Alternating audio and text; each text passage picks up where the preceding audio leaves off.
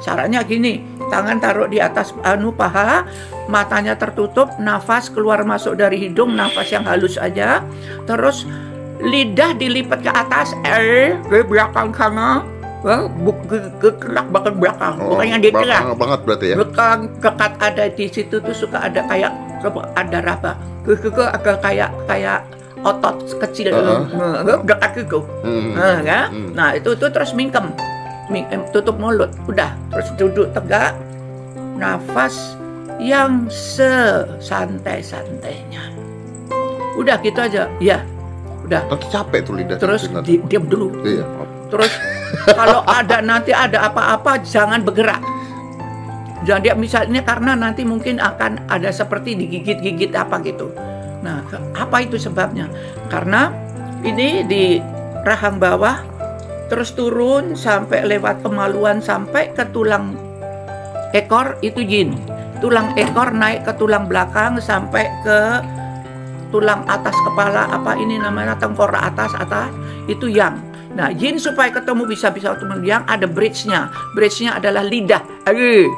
Nah, karena mereka begitu lakukan, itu mereka akan membuat satu putaran yang alami. Putaran itu akan menghasilkan chi. Chi itu adalah di antara perut ya, di bawahnya udel.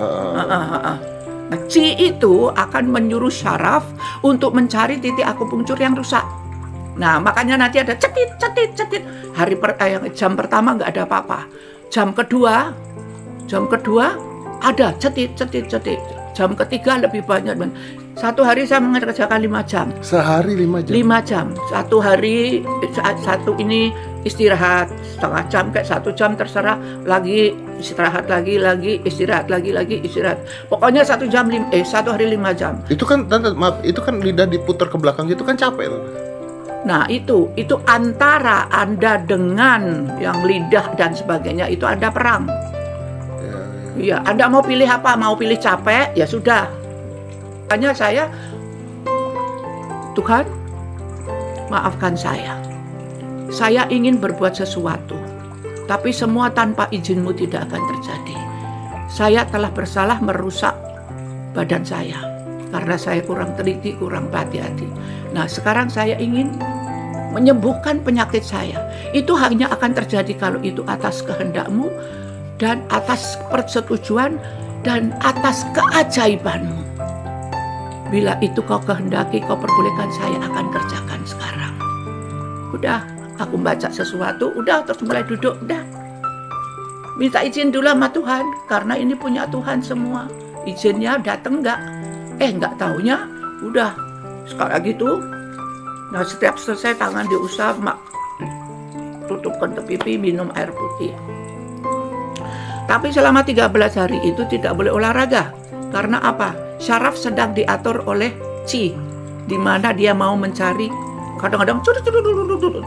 Nanti udah.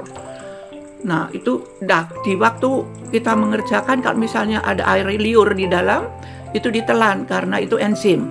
Itu menambah memberikan pengobatan di dalam. Udah gitu aja itu sampai 13 hari. Tapi kalau memang Tuhan masih mau saya hidup, tolong kasih isyarat. Gusti, kok bagus sekali. Apa saya udah dipundut? Saya bilang, loh, aku bagus. Itu tuh langit, itu tuh sekitarnya itu indah sekali. Waktu saya kena cancer, itu 1 juta sakit baru itu merasakan sakit sing wedian banget. Pas saya bisa nungguin, bisa dekat sama beliau. Ngobrol kapan? Sangat membantu perjalanan karir Bunda Inul juga ya. Momen apa sih Bunda yang paling tidak terlupakan dengan almarhumah? Semua momen indah yang dekat sama Eyang pasti menjadi kenangan yang manis. Besok setelah sholat Jumat akan dimakamkan di Tata Pusat. Saya kenal beliau sejak saya masih kecil. Ya, waktu itu saya pernah bermain film judul Leo Anak. Beliau menjadi nenek. Dan ya saya kenal beliau lah. Siapa yang nggak kenal Tata Titi sebagai penyanyi yang luar biasa, sebagai pencipta lagu luar biasa. Dan terakhir saya ketemu beliau kemarin pada waktu tanggal 9 Maret kalau saya nggak salah. Itu hari musik nasional. Nah, memang waktu itu Mama Titi udah pakai kursi roda, melihat beberapa yang adik-adiknya atau para pencipta lagu yang tergabung dalam Mapri, karena memang hari musik di raya. Itu yang terakhir saya ketemu dengan Tante Titi ya. Saya lihat sih oke, normal ya, nggak ya. Saya jujur waktu saya dengar beliau masuk rumah sakit, apalagi saya nggak tahu betul atau tidak ada pecah bulu. Saya nggak lihat tanda-tanda pada waktu terakhir saya ketemu. Walaupun memang beliau sudah di kursi roda waktu itu diantar Pak Pendi, makan biasa, normal biasa. Tapi memang nggak lama ya, mungkin acaranya saya juga nggak lama, jam 7 malam beliau pulang. Tapi artinya ya mungkin yang saya paham beliau umur kan 80 kan, tapi tanda sakit nggak kelihatan. Makanya waktu saya mendengar berita bahwa beliau masuk ICU karena ada apa namanya pembuluh darah di otak pecah, saya agak terkejut juga karena waktu itu terakhir saya nggak melihat tanda-tanda itu. Penyanyi senior dan maestro musik Indonesia yaitu Titiek Puspa meninggal dunia pada Rabu 9 April 2025 pukul 16:25 waktu Indonesia Barat. Kabar meninggalnya Titiek Puspa membawa duka bagi dunia musik Indonesia.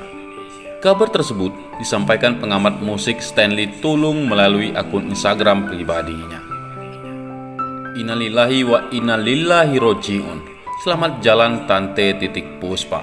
Semoga lapang jalanmu menuju keabadian sejati dan diterima di sisi Yang Maha Kuasa.